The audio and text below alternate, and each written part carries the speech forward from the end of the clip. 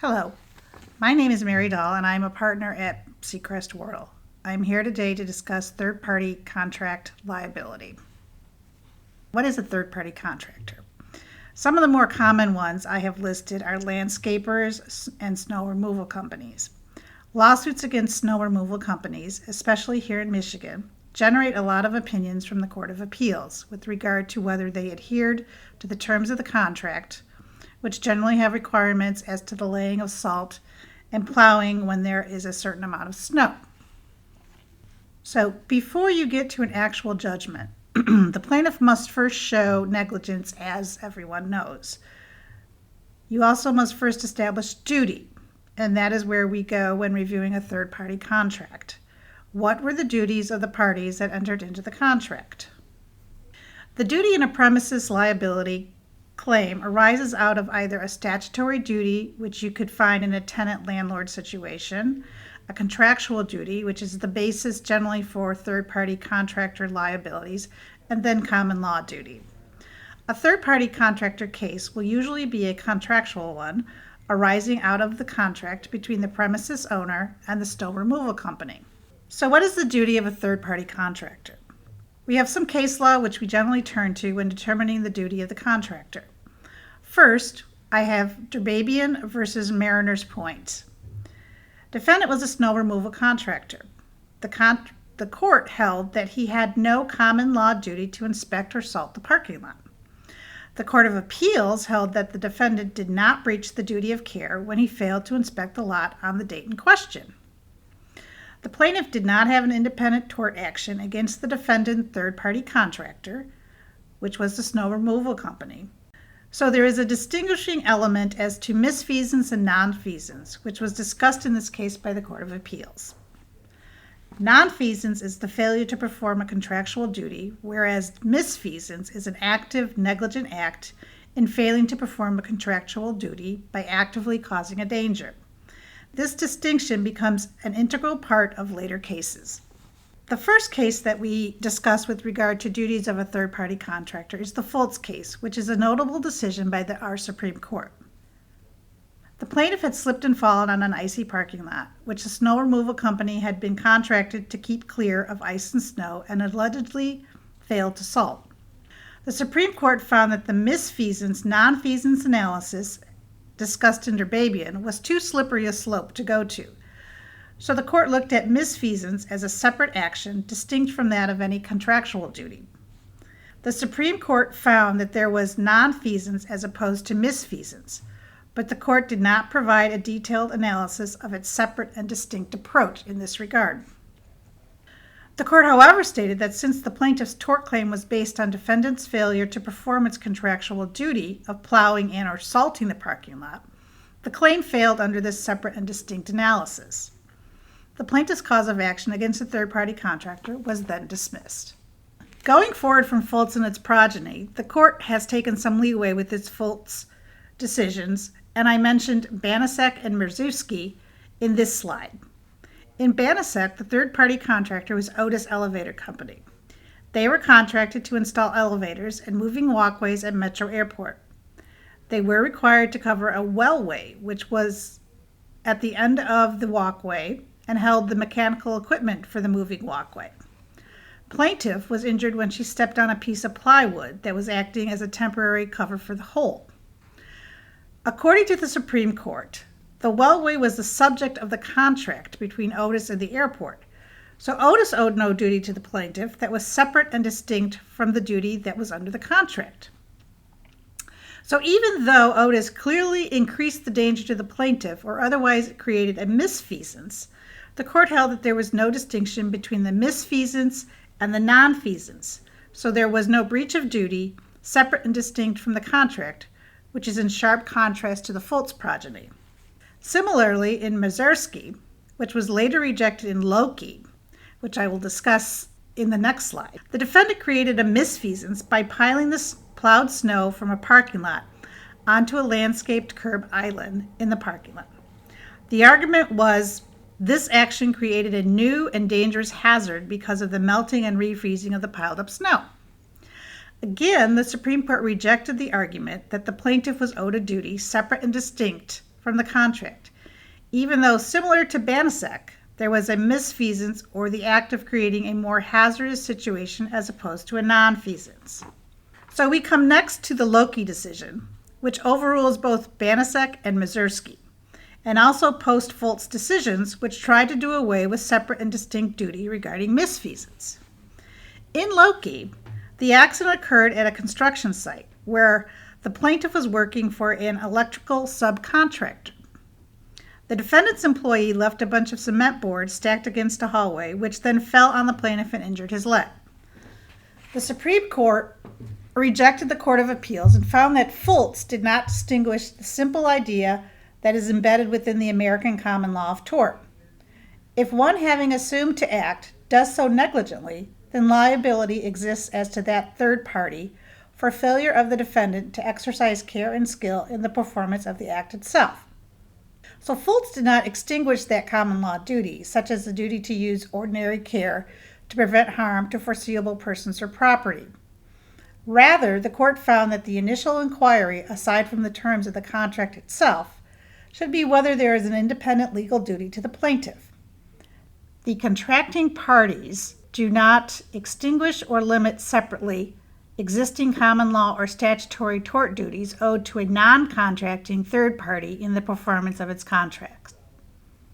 So essentially, Fultz was brought back to its original and primary holding by the Supreme Court in Loki of the difference between a non-feasance and a misfeasance, and whether a person who is not a party to the contract can sue for a breach of that duty for a misfeasance. I discuss Hill versus Sears, which is a 2012 decision by the Supreme Court.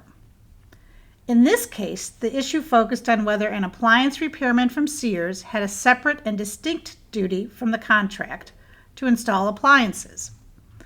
In Hill, the plaintiff had purchased a washer and dryer from Sears. The installer came out from Sears. There was apparently an uncapped gas line in the area where the washer and dryer was to be installed. The Supreme Court said that due to the limited relationship between the installers and the homeowners, they, the installers, did not have a duty to take any action with respect to the exposed uncapped gas line, nor did they have a duty to warn the homeowners of the uncapped gas line. Further, the installer did not create a new hazard by placing the dryer in front of the uncapped gas line. The Bailey case is an odd case. This is a 2013 case, and I included it because the court remanded it initially back to the Court of Appeals to determine what a security company's duty under Loki, and with clarification from Fultz, was as to the nonfeasance versus misfeasance and a separate and distinct duty to the plaintiff. The Supreme Court had examined whether the third-party contractor, a security company called High Tech, which was hired to patrol the premises, was under a duty to the plaintiff to provide security services for the premises owner. Apparently, the plaintiff ended up being shot and paralyzed at an outdoor event at the premises common area.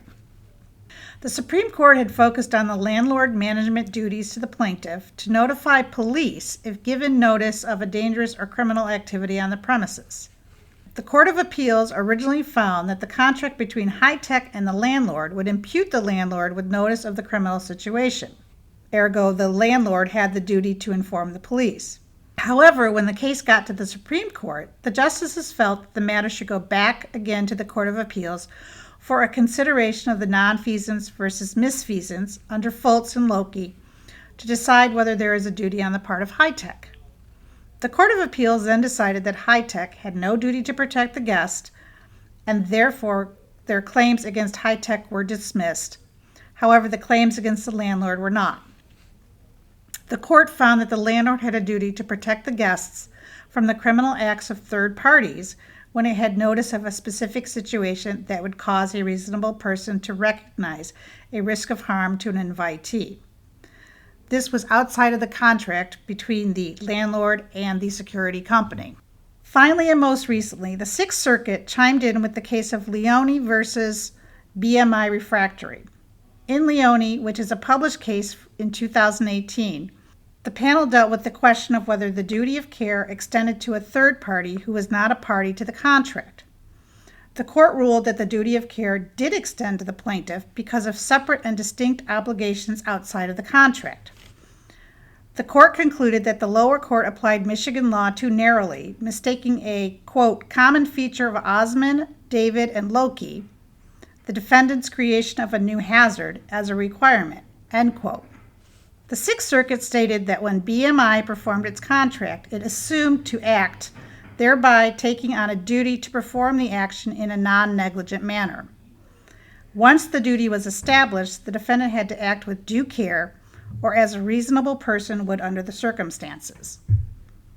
Courts presented with a false defense begin their analysis with an inquiry as to whether defendants owed the plaintiff any legal duty that would support a cause of action in tort, whether that is a common law or a contractual duty.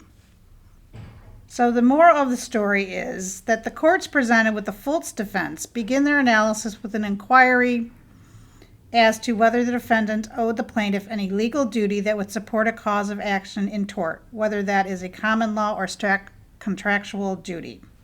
By Loki and Bailey, the door seems to be opening for persons to argue that they are owed an independent common law duty of ordinary care.